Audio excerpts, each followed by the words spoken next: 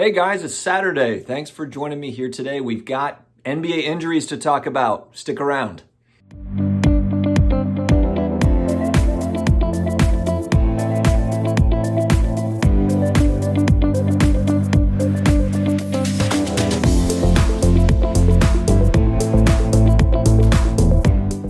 Hello to all my sports card collector, investor, all my collectibles friends. We're here again for another episode. I hope that everyone is having a great Saturday morning so far. Some of us are up and at 'em and getting things done, and some of us are probably still sleeping on the West Coast, being pathetic. Today we're going to talk about all the NBA injuries and just basketball cards in general. What does it mean for basketball cards? But before we dig into it, guys, roll it. Roll it. This video is sponsored by Otis, a magical place where almost anyone can buy and sell shares of rare collectibles, including some pretty amazing sports cards, sneakers, and art. You simply download their app and sign up is free. Here's a quick look at the Otis app. As you can see, they've got sneakers, rare sneakers, graded comic books, graded video games, various art options, as well as sports cards. There's new assets launched in the app weekly for you to buy shares in. You can also buy shares of previously launched assets from other Otis members. And there is an offer right now to get your first share free when you first fund your account. Guys, you know that I am big on the Teenage Mutant Ninja Turtles franchise. I have their action figures from 1988, the first editions, and their first appearance is in their 1984 comic book, Teenage Mutant Ninja Turtles #1. It is a scarce book. There are 28 on the census report in a 9.8 condition. Otis has a copy of this book.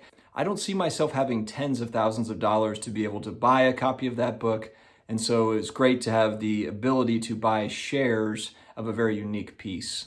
If you are interested in seeing what Otis has to offer, please visit the link in my video description. Guys, what is up with all of these injuries in the NBA? It's wild. It's like I'm watching football, NFL football, where it's like every week you've got injuries, which is natural. But man, the NBA has just been injury ridden. Now, I think part of people have been looking at the scheduling.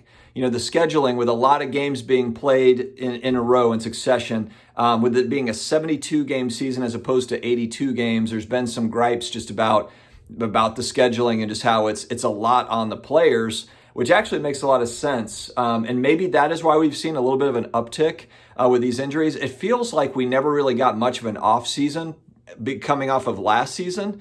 And so maybe, I'm just thinking that these guys are probably just kind of worn out and trying to get to the finish line. We probably do need an extended NBA off season. Once this ends, we've got up until October, to where these guys can kind of just chill and get back into the swing.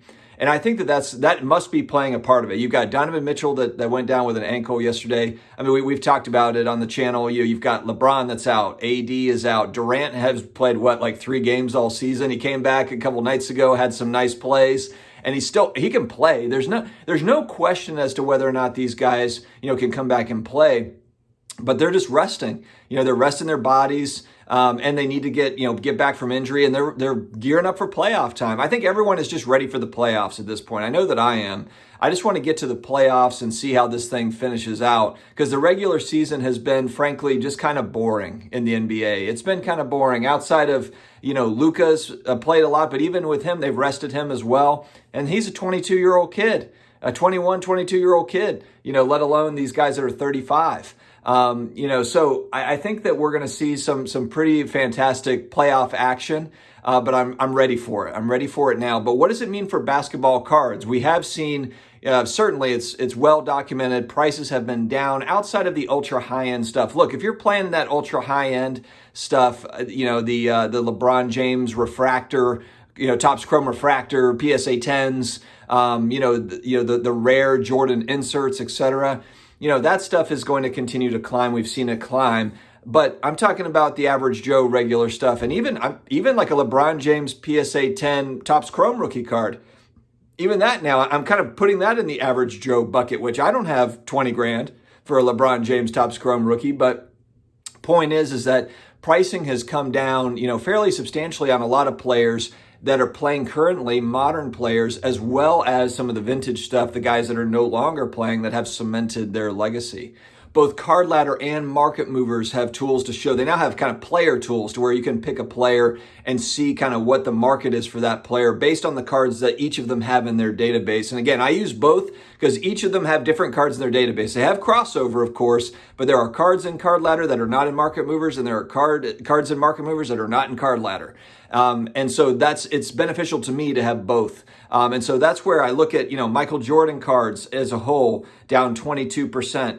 Kobe Bryant is a really interesting right now. His stuff is down. It's down quite a bit. If you're looking at Market Movers, you have his stuff is down 15% over the last month, and then in Card Ladder it's 39%. And again, they've got different cards in their databases, so that's where it's reflected. That's why it's different. They don't have the exact same cards in their databases. I thought that was really intriguing, but this is kind of helpful if you're targeting certain players, especially superstars, because, in that player analog they're looking at, it's top players. It's going to be the Tom Brady's, the Jordans, the Kobe Bryants, the Mickey Mantles. They're going to look, but they're also going to look at Jason Tatum and Trae Young. So that's a good way to see, okay, over the last 7 days, over the last 30 days, what is a market for a particular player? If I'm really interested in that particular player's market, then that gives me a great leg up to be able to say, okay, prices are down for, let's just use Jason Tatum as an example. Prices are down for Jason Tatum. They're actually down 20%. Maybe I need to take another look at where his cards are. Are there particular cards that I've been wanting that are now at a price point where I want to pull the trigger on those? Kobe Bryant, really an interesting one, because I know, look, there's a ton of Kobe fans out there and a lot of people that want Kobe Bryant cards. And his card prices are now at a real low point. I've got a few Kobe cards, but I've got, 2012 first year select, Kobe's and stuff like that. I don't have any big Kobe cards. But if I was in the market looking for big Kobe cards or some of his rookie cards, maybe not a giant one, but maybe just a regular Topps rookie card, for example, for him, I would, now is a decent time to take a look at Kobe stuff. And if you look at a lot of these players, Ja Morant stuff down 17%. Michael Porter Jr. up 12% over the last 30 days. Of course, with the Jamal Murray injury, you now see people turning to MPJ. There's so much MPJ talk. They are people that love MPJ. They spec on him.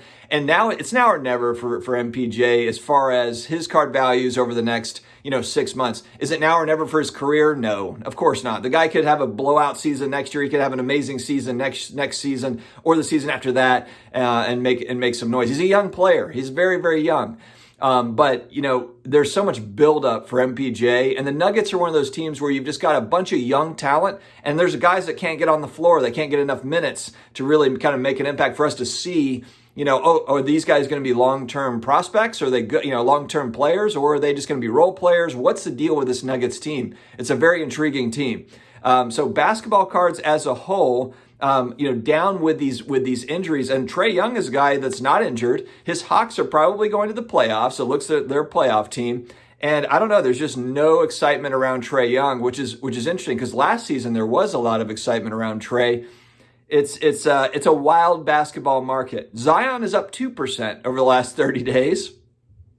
And Zion's been playing his heart out. The guy has not been injured. He's been playing great. The Pelicans are not, they haven't been playing very well as a team. They're not a winning team. But Zion has really kind of shown that he's a force to be reckoned with in the NBA this season. Last season, it was kind of like, can this guy stay on the court long enough, for him to have an impact?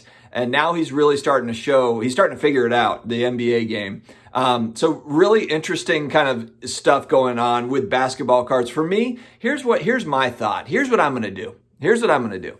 So I am waiting and watching on some of this stuff, but when we get into playoff basketball, and then for all the teams that have been eliminated, and then also teams that didn't make the playoffs, if there are certain players that I really like on those teams, I'm going to go in at that point. I'm also going to, as soon as the season is over with, that'll be kind of a hot buying time. And to be honest with you, I think sports cards in general, Brad, the comeback card investor, and I were talking about this, and we agree on this on one of his last live streams. I think the summer months are going to be great buying opportunities for sports cards in general. I think there will be certain parts where it's expensive and maybe it's not a good time to get in. But for me, I think that there's a lot of opportunity. I think that, football cards have been really hot. I personally am going to be looking heavy at football between May 15th and June 15th, kind of that quiet time post NFL draft and then preseason, kind of that window of May 15th to June 15th is when I'm going to be really paying close attention to football cards again. And then for basketball, as soon as the season ends or once we're kind of deep into the playoffs and teams have been eliminated, I'm going to be paying close attention to prices there and seeing where there might be some opportunities. It's trying to get in low, guys. We're always trying to get in low.